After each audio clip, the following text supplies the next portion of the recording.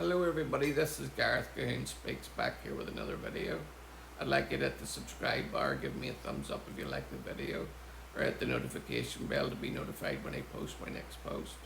Or otherwise you can donate to my ministry and the charities that I support at garethcahoon3@gmail.com on PayPal. This one here is Mount Arbel, the most biblical place never named in the Bible.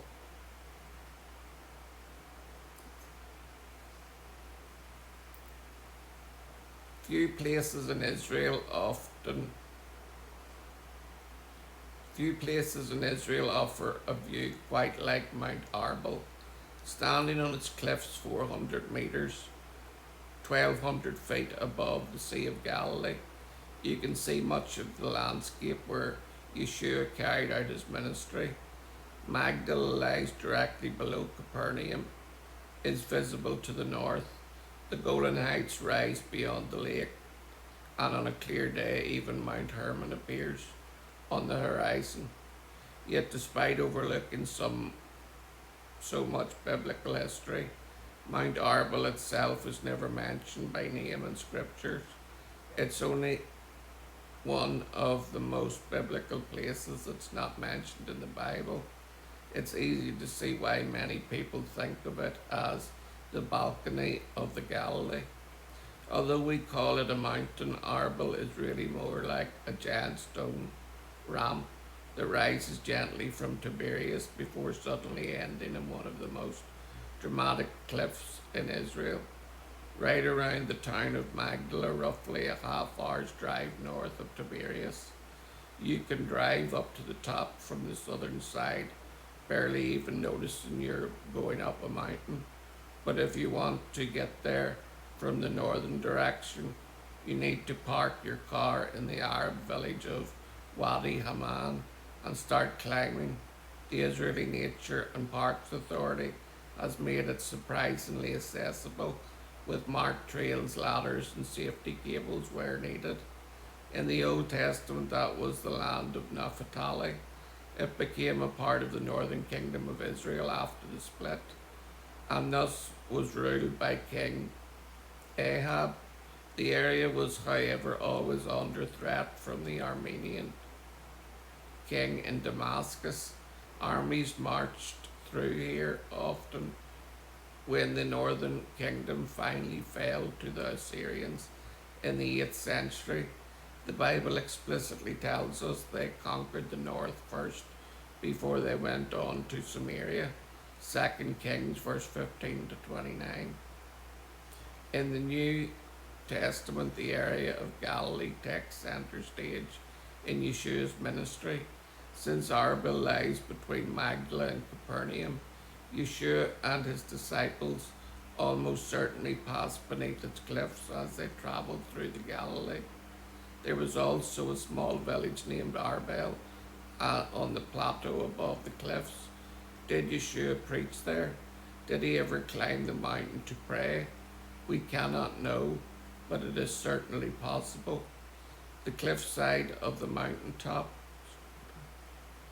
of the limestone, so it's dotted with a lot of nature caves, and these caves become significant in the Jewish wars we know about from the era both before and after Yeshua's ministry. Almost 2 centuries before Yeshua, there was the Maccabean revolt. The book of Maccabees briefly mentions a Seleucid general passing through and killing the Jews in Arbela before he continued to Jerusalem. First Maccabees chapter 9 verse 2. Josephus also mentions the wars of Herod shortly before Yeshua's birth. Jews who rebelled against Herod were hiding in the caves, but Herod, backed by Rome, lowered soldiers in huge wooden boxes like cages down along the cliff face, from which they could then reach and kill the rebels in the caves, using long spears, hooks and throwing burning torches and smoking them out After the time of Yeshua, the caves here were fortified by Josephus himself, preparing for the rebellion against Rome. The strategic importance of the landscape continued long after biblical times. Just a few kilometres west of Arbel lies the Horns of Hattin, where Saladin decisively defeated the Crusaders in 1187 and opened the road to Jerusalem in the 17th century. A Druze ruler of the area, Fakhr al-Din al-Mani, who ruled the route to the Galilee under the Ottomans, fortified these caves into the cave fortress, and someone who lives in Jerusalem, it is strangely familiar to touch these Ottoman walls. They were built during the same period as Jerusalem city walls and feel almost like a small piece of home transplanted in the Galilee. Today Mount Arbel is part of the protected nature reserve, and the climb is one of the highlights of the famous Yeshua's Trail, a 3 to 5 day hiking route connecting Capernaum and Nazareth. It also forms part of Israel National Trail, which stretches the length of the country from north to south. For anyone who loves hiking a trek up or down Mount Arbel, and it is an experience that belongs on every Israeli itinerary.